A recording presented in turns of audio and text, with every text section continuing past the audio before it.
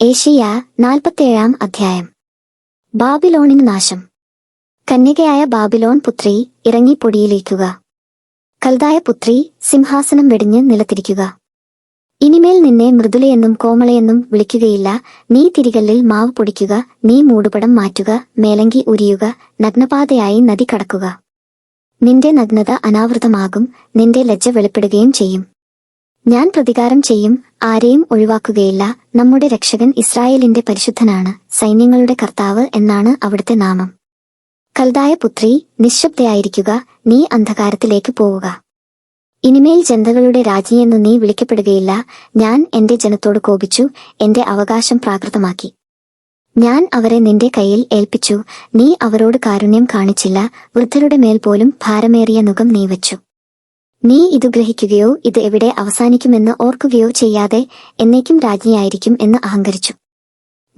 ഞാനല്ലാതെ മറ്റാരുമില്ല, ഞാൻ വിധവയാവുകയില്ല, പുത്രനഷ്ടം ഞാൻ അറിയുകയില്ല എന്ന് സങ്കൽപ്പിച്ച് സുരക്ഷിതയായിരിക്കുന്ന സുഖഭോഗിനി, ശ്രവിക്കുക. ഇതു രണ്ടും ഒരു ദിവസം, ഒരു നിമിഷത്തിൽ തന്നെ നിനക്ക് ഭവിക്കും. നിന്റെ ക്ഷുദ്രപ്രയോഗങ്ങളെയും മാന്ത്രിക ശക്തിയെയും മറികടന്ന് പുത്രനഷ്ടവും വൈധവ്യവും അവയുടെ പൂർണ്ണതയിൽ നീ അനുഭവിക്കും.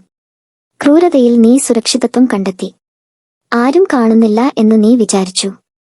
നിന്റെ ജ്ഞാനവും അറിവും നിന്നെ വഴിതെറ്റിച്ചു. ഞാനല്ലാതെ മറ്റാരുമില്ല എന്ന് നീ അഹങ്കരിച്ചു. രക്ഷപ്പെടാൻ വയ്യാത്ത നാശം നിനക്ക് ഭവിക്കും.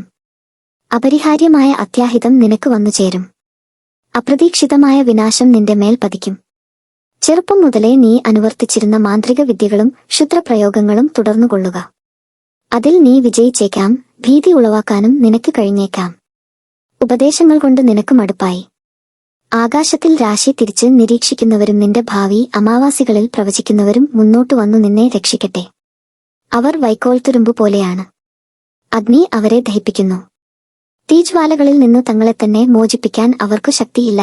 അത് തണുപ്പു മാറ്റാനുള്ള തീക്കനലും ഇരുന്നു കായാനുള്ള തീയുമല്ല. ചെറുപ്പം മുതൽ നിന്നോടൊത്തു വ്യാപരിച്ച ആഭിചാരികന്മാർ നിന്നെ ഉപേക്ഷിച്ചു താന്താങ്ങളുടെ വഴിയെ പോകും.